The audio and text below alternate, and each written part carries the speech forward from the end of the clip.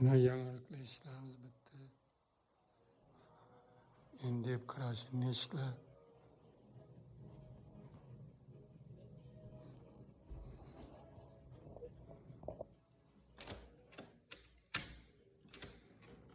Taborlarım var. Banda yarmeşik.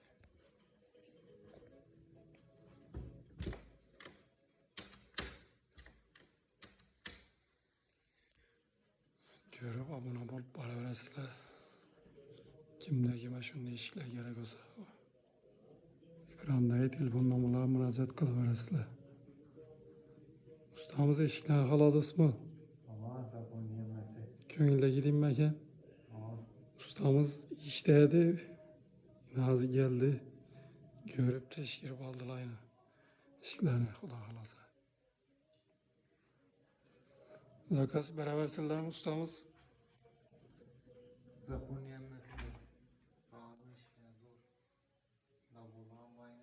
Davullarım kıldık yine arkasını rezinkeleri bağ.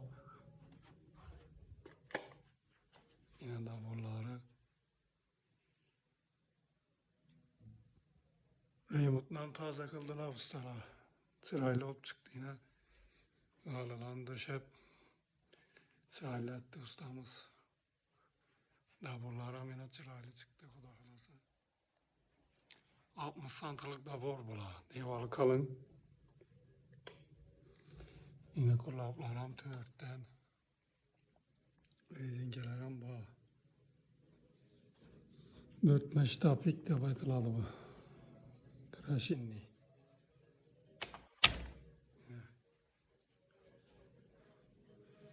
Sırayla olup durdu yine Xudo xolasa. Abonachilar tavsiye etesizmi ishlarni ustamız? Ama anlayışından zor eken şu iş. Qaladingizmi aqa ishlar? Acayip. Yine ustamız qalab tuttu. Bilen başka çocuk durar yine. Görünüşler. Evvelki duruşundan özgergen deydi yani ustamız bize üzerimiz giyendemdim. Neydi bir hazırdım başka olup tuttu dam verdim sırayla olup. Xudo xolasa şu kanadan da toy tamaşa boğay indi, izi toy boğay Xudo xolasa. Kan bu ustamız payta verin indi bize. Ustamızı ben bilmem. Beraber indi yaxshi gün bolsun yaxshi güne geleli.